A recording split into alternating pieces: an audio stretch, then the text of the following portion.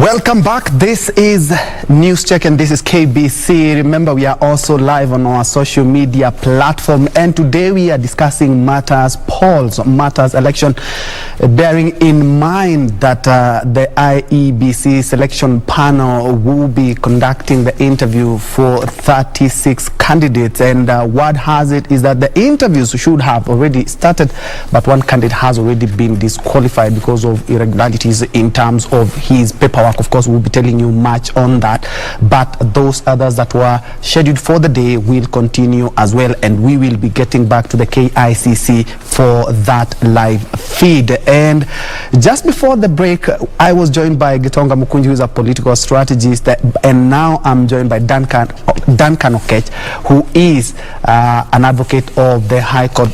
Good to see you, Counsel. Thank you so much. Welcome. Thank you. We were just trying to put in perspective some of the issues that have been brought about when it comes to IEBC and election matters that have been challenged since the days of ECK. Karibu sana. Thank you. Before we took the break, we were talking about the candidates themselves and instilling confidence. Perhaps your take on instilling confidence. 2017 was a major blow for IEBC after the Supreme Court nullified the presidential election. Looking at last week, we had the Court of Appeal. Of course, some of the issues that were challenged at the High Court, IEBC also was a respondent in the same. Yes. And quorum has been challenged, boundaries have been challenged. How do we instill confidence in IEBC as we head to the 2022 general polls? That is actually a germane question as for any country, not only Kenya, which considers itself a democracy, because a democracy, the rule of a democracy is that you must have and you must hold free and fair elections at regular intervals, so that if you do not have confidence in the electoral body, or if the electoral body, putting it in other words, does not instill confidence of the populace, then you cannot properly even call yourself a democracy, because you will not have free and fair elections in terms of the perception of the general masses. So to a large extent, the major issues has been the appointing process, or how do these commissioners find themselves in office. Those are some of the issues that were captured in the Kriegler report. And remember, previously we've never had a consistent way, and that at a point it was politicians, political parties appointing. At a point you find it was a body appointing, and generally the 2010 constitution tried to instill some process to which commissioners can find themselves in office. That is a process that is being observed currently, and it is expected that that process will be as transparent as possible in terms of who sits in that particular commission that will appoint. You find that it is broad-based. It is now not left to only certain sectors.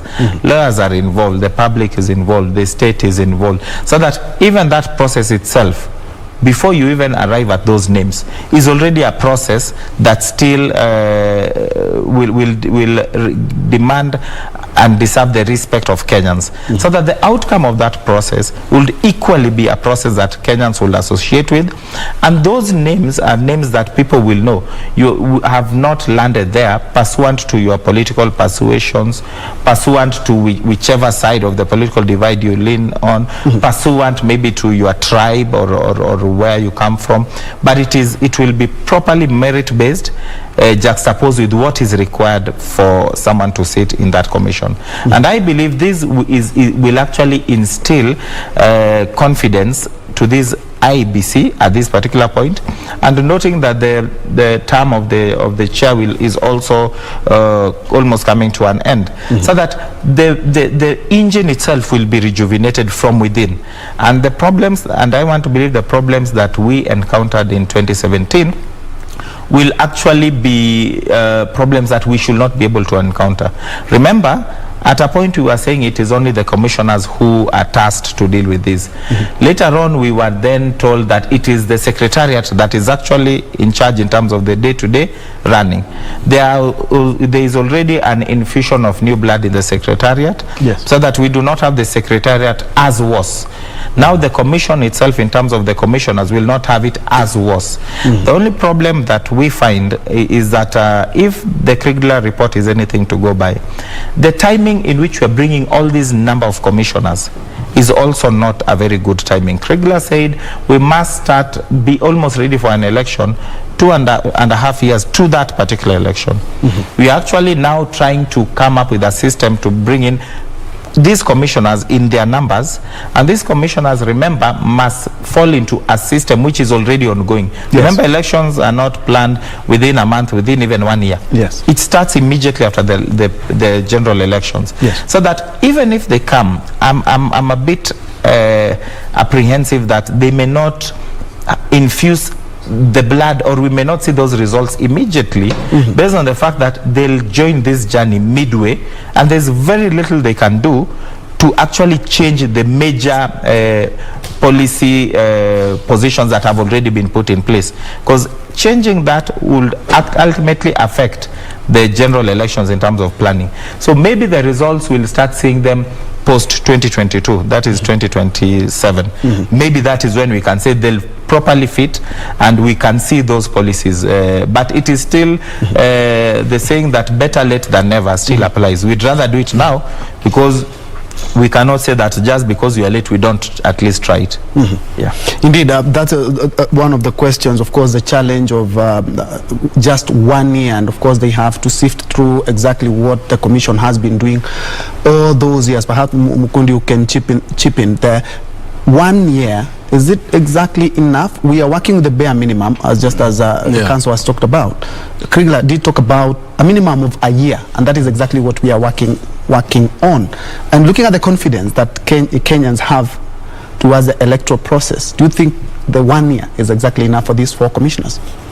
As I had said earlier, Njue, is that we are almost late, because when politicians start moving around, and I'm happy that Chebukati, I think it's last month or last week, but he gave a direction in terms of application of some election laws that are already in place. But what I'm seeing is there is a chance that if there is any delay from now, this election could be challenged in terms of the process. And you know very well that in Kenya, when you lose, you go to court, and you get every single thing that you can say that can help either election be repeated or be, they go to your favor. So we are in the line of either getting late or just doing it. And it's a very delicate process. That's why I'm saying we have to have serious cooperation from the executive in terms of funding. We have had issues in the past where actually, as a matter of fact, as my good learned friend has said, these elections should have started immediately after the end of 2017 election. That's when we should have started the boundary review issues. That has not happened. There was no budget for it for the last 2 years, and that is an issue that can be challenged because it's supposed to be done. When it comes to other elections laws like campaign finance bill and the rest, those are things that are supposed to be implemented to the latter. Indeed. The integrity of the politicians we are going to get in 2022 is fully dependent on a functioning IEBC. If the IEBC is not going to be fully functional, fully independent, and be able to move its wheels, then we have a problem. And just for the hands up is we are all watching, and Kenyans are watching. Yes, and Council, before we took a break, we wanted to discuss the challenges, infrastructural challenges that IEBC has had, or the electoral process has had. Looking at 2017, we had the server issues, we had the internet issues. Since the 2013, we had the tablet issues. what more could be done, perhaps? Do we have the goodwill from the national government so that we may not encounter these challenges which always land us in court? I think one thing we must know is that regardless of, even if we had Jesus Christ as substituting Chebukati in the 2017 or even 2022 elections, you'd still find, like Mr. Gitonga has indicated, someone will still have complaints. And the reason is that it is an accepted norm that elections can never be 100% in terms of compliance, in terms of everything. There must be some anomaly because we are human and man is to err. So it is expected, and that is why even the law says for you to nullify an election, it must be demonstrated that it is so widespread that indeed the interference actually affected the results substantially. Not so you cannot just go just because one person did not vote and say I'm nullifying those elections, because that person, even if that vote was to be awarded to you, will that change substantially the results? No. So to a large extent, even as we are proceeding, we must anticipate that challenges will always be there. It is human, but that doesn't mean that we do not prepare ourselves to the best of our abilities. Answering your question, already I can see there is an issue of even financing, because Chebukati has actually indicated that they notified the government in terms of the amounts they need to prepare for these elections. In the current budget, which then, if we did not allocate these funds, like from 2017, like Gitonga has indicated, progressively, it means that as of this particular point, we have to then majorly account for that budget that the IEBC wants in this financial year. Unfortunately, what has been allocated to them is a paltry. It's nothing to write home about. So it defeats the purpose, because the next budget cycle will start in June. To that particular, will actually end in June. Yeah. To that particular extent, even if you want to allocate money at that point, remember there are major procurement processes that must be undertaken quite early, and those are contractual, and monies must be paid. These people will not have the money to pay. So it already means that we are at a point where we are already demonstrating that we are not capable to financially support IEBC in terms of its requirement. The moment you do not meet their requirements, it means there'll be a shortfall. That shortfall may actually hit on any other part. It may hit on the delivery itself. It may hit on the systems themselves. It may hit on the human resource which is required. So at any given point, that will ultimately affect the quality of elections at the end of it. So in terms of governmental support, that is the major support that the government ought to have given. At this particular point, Chebukati or IEBC will be left to beg for financial assistance from donors, which is not a very good position, because he who pays the piper calls the tune. So you may also have issues that maybe the way in the US you had that external during Trump and Clinton's elections, you had that there was already that issue that or suspicion that another country actually interfered with the elections. It may as well come to pass that those claims may come into play because someone is funding you for a reason. So someone may say, how independent will IEBC be if they're even getting their funds from somewhere else? That other person may actually have control, or you do not know what strings are attached. So funding is critical, it is fundamental, it is everything for starters. It supports every other infrastructural aspect. Then coming now to the actual infrastructural aspects, IEBC has already said the softwares they bought, even those gadgets themselves, have already expired. The licenses were long expired, and in any case, we know IT, as I was coming in, you are talking about it. It's something that you need to renew these softwares as technology keeps on advancing. The technology you had yesterday is not the one that will be there today. And it advances to better protect, better ensure that there is security for those systems, and to ensure that it is hack-proof and all those. So that there is a requirement to even purchase and to set those processes in place.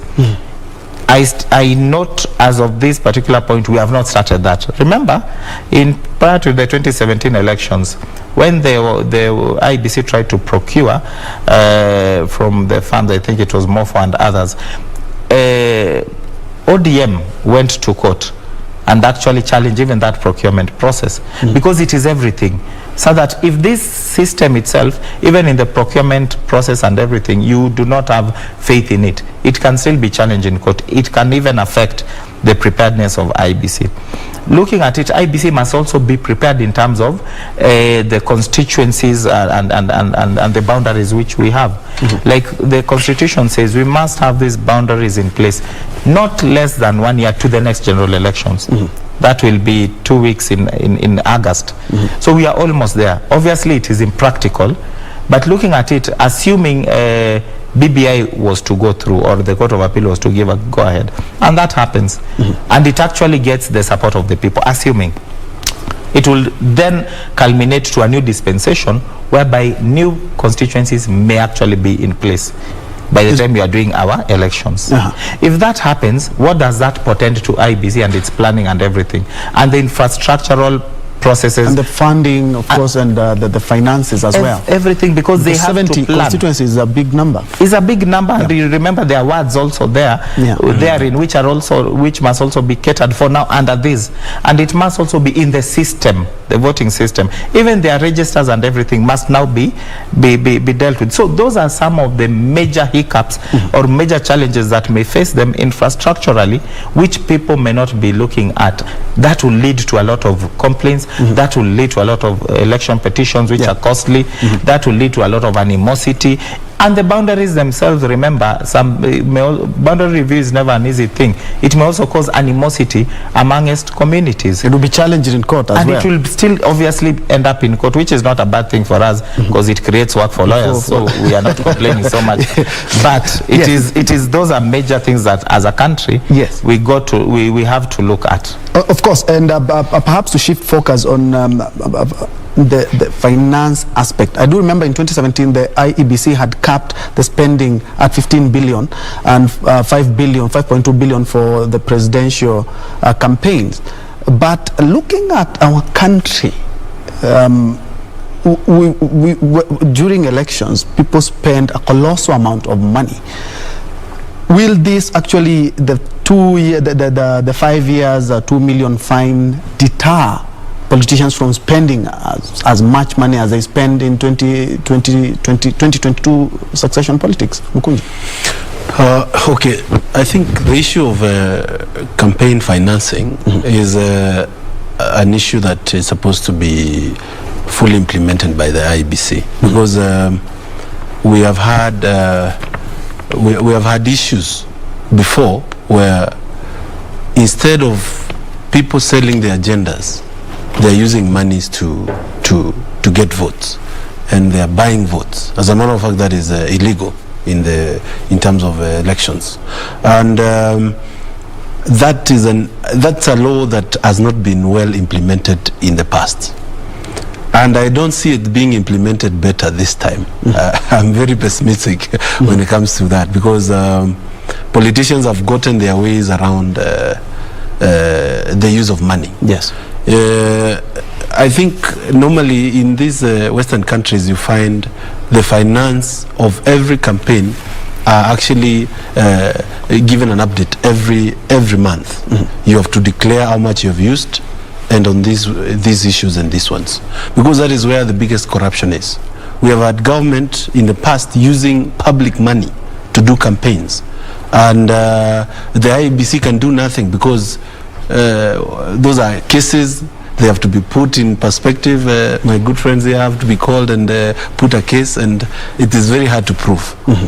But well, what I can say is that when it comes to IEBC as it's constituted today, I think we are just hoping for it to do the bare minimum and deliver an election that will not plunge us into chaos in 2022. Whereas we would like to have that perfect election, but the time constraint, money constraint is a problem that is going to come up.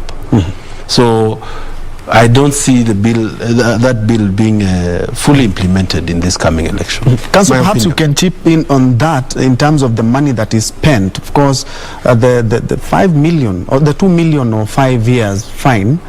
2 million during election is quite not a very big amount if you have been capped at spending 5 billion or 15 billion, and we know very well that politicians are really rich. Indeed, that particular law can be a deterrent if you do not look at it from the aspect of only the 2 million, because there is now a custodial sentence which can also be implemented. But the way we know our country, majorly, and if it is politicians, especially someone who has won, you do not want to tell me that you can actually be sentenced. There are people in this country you can never sentence if you want to remain as a country. So reality, these judges also live in this world. So that's why even Parliament in its wisdom decided to have that as an entity, because if I can spend more than 5 billion, 2 million is actually pocket change. I may not even notice it. So, but the principle behind it may also not be justified, because all they ought to say is that if I decide to spend 5 billion, let me be able to justify the source of that 5 million. So that if I decide to sell all my property and I'm foolish enough to do that, or to take that risk, whether or not I win or I don't lose, if it is my loss, it is my decision. No, you must also be allowed the freedom to make a wrong choice, as long as it is not affecting another person. So we cannot legislate even on everything. We always say you cannot legislate on everything. So long as I can demonstrate that these funds, either I got it from a fundraiser, and you know, you can actually cap fundraising for political purposes, because fundraising, in terms of how our forefathers invented it, in terms of the spirit of Harambee, was to help, you know, a community in terms of someone who is sick, someone who is going for education, building a church, but not for myself aggrandizement in terms of I want to eat or I want to be in a certain political post. So that if it is to that extent, we already have a capping in terms of that, in terms of contribution for this. So that is already dealt with by law. But in terms of spending my own money, if I decide I want to spend, let me be able to account for all that money, so that we cannot limit it. And I've seen people electing people who don't have a lot of resources and leaving people who have a lot of resources. True. And that's why the saying of kula kwa huyu, kura kwa huyu came about, because it is about you using your sense, using your brain while you are actually voting. I saw the youngest member of parliament from the sides of Meru, who didn't have anything, but because people knew what he stood for, what he could do, they actually voted for him against many people who actually had money. So we must come from a point where we can say that you can actually be voted for, not because of the money that you have or you are willing to spend, but because of what you have promised, the agenda that you have. In the US, Obama was not if anywhere near what we can call rich. He actually didn't even have a job by that time. So, and if you read his book, he had also actually been given a last warning by the wife, Michelle, that if actually you don't make it, you'll have to get a day job. I'll not continue supporting you. But because of that, he actually went out, convinced people put their resources, which were not as huge as what the normal people had in terms of the names which were there. And he went and won in terms of the primaries, and actually won in terms of the presidency, the senatorship. Later on, he did the same. Not even by the time he was vying for presidency, it's not like he had a lot of money. But that also tells you that with that infusion in our politics, that we will vote for people based on their principles, based on the agenda, it will not matter to us who brings what and he brings how much. And that is where we should be focusing on, as opposed to now legislating on everything and losing focus on the main issues in terms of the social fabric. It is how you are raised, it's how Gitonga is raised, how I'm raised, and how we raise our children that should matter. Those are the things, that the social fabric, how it is woven, will enable us not to have all laws. Otherwise, tomorrow you'll have a law that you must put on a tie, you must have black shoes when you are wearing a suit like that. You cannot policy everything in terms of legislation, and that's where, as a country, I think we may be going wrong, and that may not ultimately help us, because if we decide, we always say, and Gitonga will tell you, that the people we vote in is a reflection of who we are. So if we decide to vote people because they are Bwenyenyes, that's the mentality that we have, and you deserve those leaders that you vote for. If you decide to vote like in the Bible, they were told there is Jesus here, and there is there was the robber Barnabas. Yes.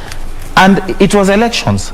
They decided we want Barnabas. No, Barnabas, we don't want what Jesus. And still on the same, still on the same, I think this is something we can explore. Yes, just a minute. We need to cross over to Mombasa, where the acting Commissioner General KRA, David Kinu, is launching a metropolitan network project at Kilindini Harbour. Our reporter Njue Karisa is following it up. Let's first of all get more information on the same.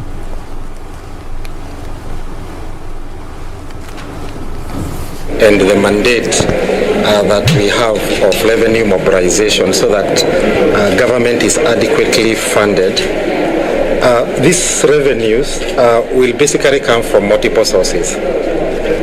Two main sources. First is the domestic taxes that are generated locally through the normal consumption taxes like VAT and the like. The other significant component is the revenues generated from the customs area, and this is basically issues about movement of goods, import of goods within the country, export of goods and the like, facilitating of trade with our neighbors. So when you look at trade facilitation, it has got two elements. Number one, you need to enable the business people to do business in an easy way. Therefore, ICT plays a key role. Then as you do that, then bearing in mind the various tax regimes that we have in the various acts that govern customs, then you need again a system that ensures that traders know which taxes to pay, how to pay them, from the comfort of their offices as they move along, and therefore you are able to generate revenue from that customs angle. I have one of the customs experts, my deputy commissioner, Tonui. Anything to add on how? Yeah, thank you. Yeah. Such is your name and your designation. Yeah, my name is Joseph Tonui. I'm the RC for Southern Region. Yeah, basically, like my commissioner has said, the major taxes at the port of Mombasa at the point of entry are the customs taxes. Because people are importing goods into our country, you see the containers here, they need to be cleared. So we have the custom systems, which will be a consumer of the system that has been placed. The systems need to be connected so that you are able to launch your entries, you are able to pay taxes, and because the system will be much efficient, there will be less or minimal system town times, and therefore leading to faster clearance and enhancing international trade. So we expect that there will be no much complaints from taxpayers saying that there are delays at the port of Mombasa. It will hasten trade. Secondly, when we have trade moving on very well, it means that there are consumption, people are buying things, the economy is doing well, people are making profits from businesses, and that is where we also collect our taxes. So it moves like that. You know, even the efficiency in terms of the infrastructure of transportation, because all this consignment needs to be moved to destination of consumption, then we should have good roads to enhance efficiency of delivery times, so that the turnaround time is enhanced, and that's how the volume of business is going to be enhanced, and which is very good for our country. So thank you very much. Last question. There is. You okay? Okay. So, thank you very much.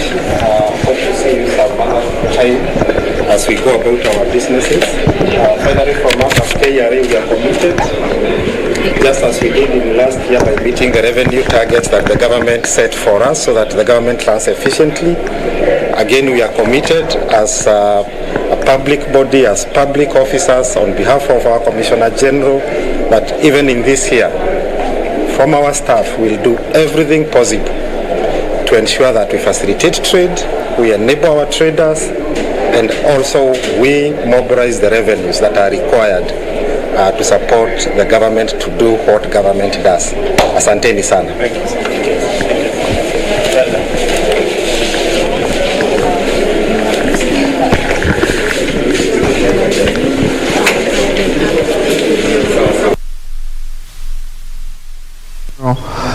David Kinu launching the Metropolitan Network project at the Kilindini Harbour, which is aimed at enhancing clearance of cargo. Our reporter Njue Karisa will bring a much comprehensive report in our one and other subsequent bulletin. Back to our conversation. In case you just joined us, this is News Check, and today is a great day in Kenya's democracy, Sabasaba.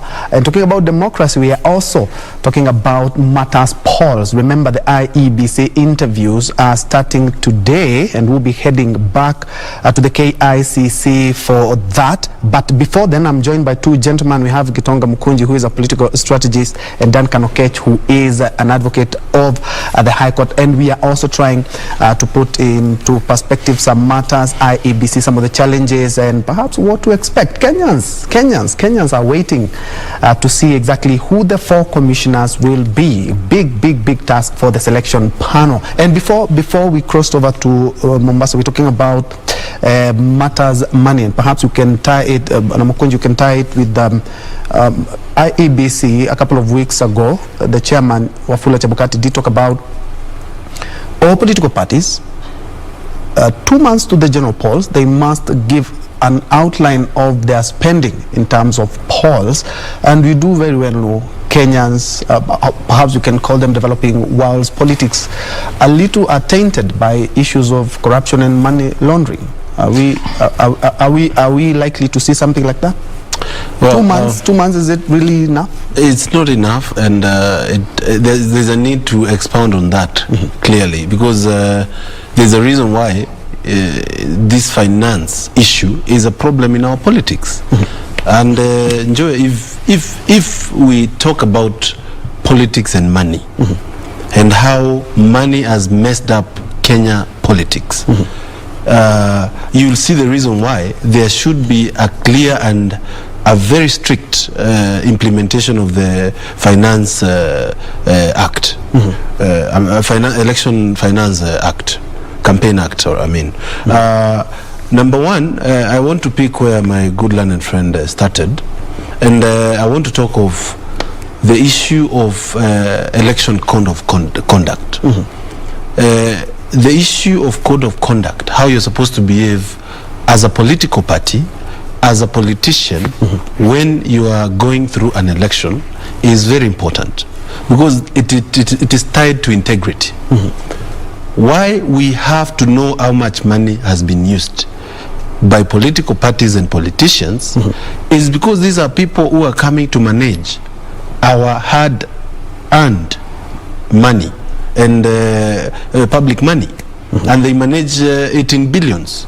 So if an MP, if somebody who is vying for MP spends 500 million Kenya shillings, and CDF per year is around 120 million, it means that that guy has to return his money, and that is where corruption comes in. So to me, I feel IEBC has a serious role to play here. And it is not about declaring how much money you've used 2 months to elections. It's about every single month a political party must give and should give its usage of money and its mobilization of funding, so that we can clearly monitor how that money is used. This will help to know there's nobody who has spent 1 trillion to become the president. There are people who want to become the president because they are very rich. There are people who have declared that because they are known to be very rich. And it's important to actually know how the money is used. You cannot separate Kenyan politics with money. I vied for Manyata seat for MP Manyata in 2017. How much did you spend? Well, around 13-14 million. Yes. Okay. I don't know the capping. I think the capping is 15 million for an MP. Yes. But just did 13 million, 15 is the cap. Around 13. Okay. And this is mostly in terms of logistics. Moving here and there, you have to hire sound systems, you have to be visible everywhere. And those are things that are supposed to be declared. Any other money that is coming from other quarters, we might actually have what we call state capture. We have had the same in South Africa, where a whole president is fully dependent and he says sir and yes to another entity and another country. So it is important to know how these monies are used. I would call upon the IEBC to be more strict in terms of political party spending and politicians spending, because that can help halfway in terms of making sure we don't have the only thing somebody is selling is I have money, so please give me the seat. We want to hear ideas. We have to change that to put our elections to be directed through policies and agendas of the people. Indeed. And perhaps council, you can chip in something that you mentioned.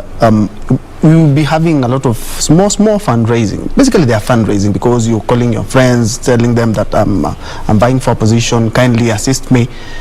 Do we run the risk, the 2 months that IEBC was talking about, do we run a risk of money laundering? Because I could be having 20 million, I get around 5 or 1 million, and then I bring in the 20 million and say this is from friends, relatives, and colleagues. Very true. Indeed, that is a risk that is inherent in this particular process, and all electioneering processes are inherent to money laundering. Basically, because people say that you are not vying for your own self, but for the good of the populace that you want to represent. So they must associate with yourself, and pooling of resources is something that is there and has always been there and will be there, not only here but even in the developed democracies and republics. However, if it is an avenue whereby now, even with the regulations that we have, that will try to put a capping even on that, it may be very hard to police that in terms of money laundering, because you see, it's like contributions in church. You do not have a record in terms of, we even have of what someone has contributed. The basket will go around. When it comes out there, it may come back with 1 million, with 2 million, with 50,000, with 5 shillings. You do not have a way of accounting that this came from this person and this didn't come from this person. So to that particular extent, the same will happen. But luckily enough is that now you have to declare. So the issue will be, how realistic will we be that that declaration will be a realistic declaration or a truthful declaration? It may be very hard. So they may try. And remember, with the number of, we have a 6-star election process, and it is very hard. And with the number of constituencies and wards that we are dealing with, plus the presidential elections, it may be very hard to actually police all this. IEBC will not have the manpower to do so. And to that particular extent, you will find that all these elections are happening at once. Campaigns are happening at once. So to a large extent, it is very, if it was at least staggered, that you are dealing with ward representation first, member of parliament, or together, then you go to gubernatorial and senatorial, then you go to presidential, it may be a bit, there may be some level of success if you try to police. But for now, it will be a tall order, and maybe gradually, even after elections, those are things that maybe can be continued. But remember, if someone has been elected and maybe the state agencies, DCI, come and say there is an element of money laundering, it will still be taken to a large extent as weaponizing this fight. So someone will be saying we are going after Mheshimiwa Gitonga because maybe at that point he's talking is not on the side of the state, or someone is going after Mheshimiwa Gitonga because someone else is using him. So to a large extent, it's something that it is good that is there. Gradually we may polish it, but it may not be, its efficacy may not be even 90%. Let's now look at the integrity issue. Of course, there have been calls for IEBC to work closely with agencies like NCIC, EACC, the DPP, so that we may be able to vet the candidates who will be running for different positions. And this has not been actualized. Should this be anchored in law? Council? Indeed, the only way that you can achieve such is if it is anchored in law, because without anchoring it in law, I can tell you we have the Fair Administration Actions Act, which superimposes itself in all decisions that are made in this country. To a large extent, if NCIC will just come and say we are not approving this particular name for their own reasons, what are the parameters, what are the checks, what are the regulations, what are the standards that they are using? It will then be seen as a favorism, or maybe they are being used to deny someone else to favor Mr. Gitonga or to favor someone else. So to a large extent, there must be a framework, a legal framework within which they can actually work. Remember, even if you are charged in court, that alone does not mean that you are guilty, because the doctrine of presumption of innocence reigns supreme. So that alone should not actually mean that you'd be adjudged guilty. And that's the only reason why, and this was actually tested when the current president and the deputy were actually vying in 2013 for the 2013 elections, and it was taken to the High Court, and the High Court rendered itself, and I think that is settled in Kenya to a large extent, that just because you are facing such allegations, it by itself cannot be an instrument to buy you. So that, and remember, these were crimes at that particular point. The allegations were about crimes against humanity, which are actually higher in the normal parlance and even the normal chicken stealing crimes. So to allow, or someone who spoke and to a large extent maybe it was deemed insightful. In any case, the section about incitement in the penal code was actually declared unconstitutional. So to a large extent, unless we have proper legislation, I can assure you it is very hard to bar politicians through these processes, and that is why politicians who have even had criminal records in the past, or in terms of facing these particular challenges, have actually not found it very difficult to get approvals. Remember, even the former Nairobi governor, at the point where it was indicated that Nairobi was to go for a by-election in terms of gubernatorial, he actually posted that he got approvals after an impeachment by the Senate, but he still got approval. Yes. Remember, even Waititu himself said, I have approvals. So it tells you that indeed, unless we have legislation, and we actually look at the fundamental fabric in our constitution, to a large extent, that once certain milestones have been, or even if you are charged in court, that alone ideally you should try to expedite that and clear your name before you actually position yourself for public office, because of the general public good. Remember, we have said that even suspicion to have actually committed a crime is enough to impeach a governor. The same suspicion that you have committed a crime should be the standard by which a state officer ought to resign, and for purposes of ensuring that the process to clear that name proceeds, and after clearing the name, they can actually bounce back. The same is actually true, because we always say they must be impeccable. They must be like Caesar's wife, beyond reproach. So unless we instill it in our laws, I can tell you tomorrow any advocate will go to court, will have such a decision by NIC quashed, EACC quashed, or any other agency quashed, and they'll still find their name in the ballot, and most likely than not, they will win. Be our leaders. Lastly, on that issue, remember we had the by-elections in Juja. The DCI tried so much to say they are falsified, they are documents akin to, I think, what you have just told me in terms of the decision made in terms of one of the nominees today, based on the documents that they provided. Yes. The same situation abounded in Juja, and even someone was charged in court. But the same person actually came back and actually won those elections. Yes. So it tells you sometimes if you pursue someone too much, it has a way of making you a hero, or sympathy votes can actually stream in and you actually win. So we must balance how that is done, and it must be done within the law so that there is no favorism at all. Mukunji, do you support what council is talking about? At least you've tried to be on the ballot at least once, where Ethics and Anti-Corruption Commission will check into your accounts, will look into how you've made your money, will look at the NCIC will be there to see whether you've participated in hate speech and other. Would you support that before somebody is cleared by IEBC to contest?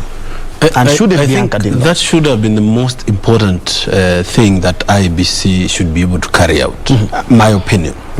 But as you've said, and as my learned friend has said here, it's not anchored in law. And that brings a lot of problems.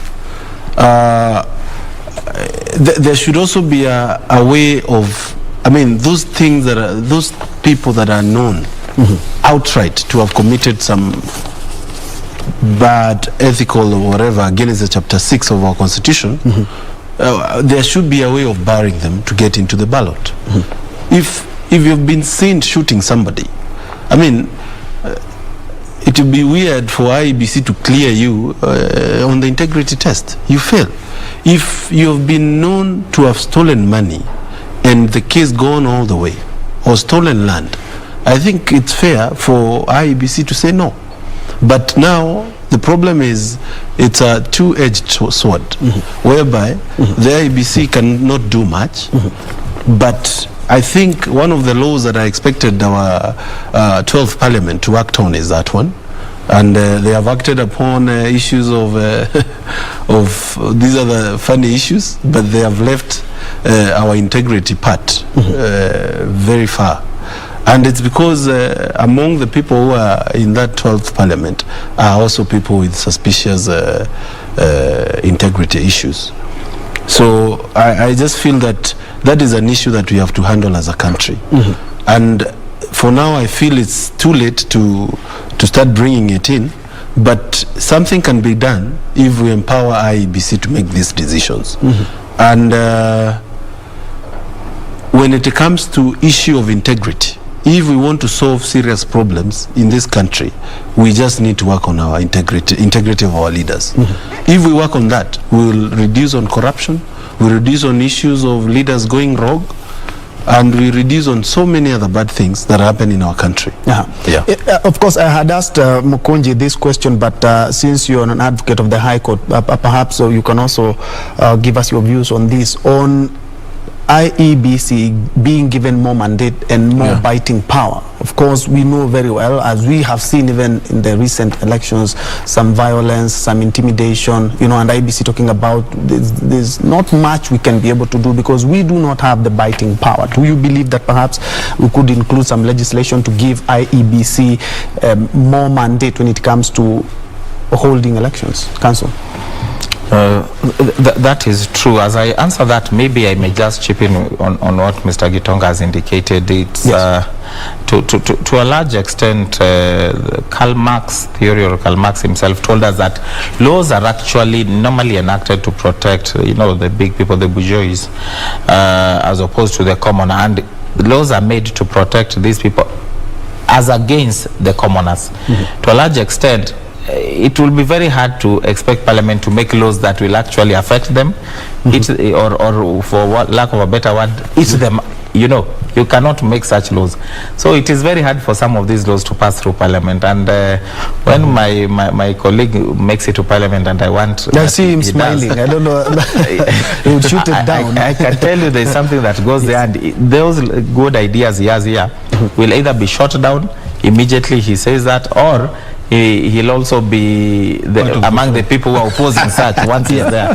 So there's very little we can do in terms, because they have that policy of protecting themselves. However, looking at the powers of the IEBC, I believe IEBC is actually, even as it is now, has a lot of powers to deal with most of these issues.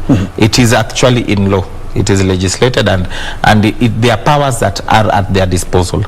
However, you find that they do not, they are reluctant to employ some of these because the effects of them are far-reaching. Because IEBC can ensure that they can actually ensure that despite you being a candidate, you'll actually not participate in those elections. They have those particular powers pursuant to your conduct during this particular electioneering period, and anyone who breaches, they can even impose very heavy fines upon individuals, upon political parties. But it's not happening, Council. And that's why I'm saying the problem is not so much in terms of empowering them through legislation, because it is the problem is for them to have the audacity to actually implement these particular tools.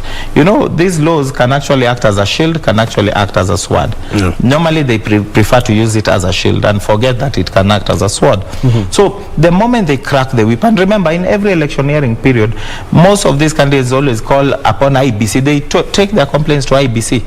Even regardless of which side of the political party you are, even the governing regime has many a times taken its complaints there. Okay, indeed. Thank you so much. Remember, the interviews are currently underway at the KICC. A lot of people are there actually to witness that, including civil society and the clergy. The second candidate, remember, the first candidate had issues with his documentation. So we go to the second candidate live from the KICC.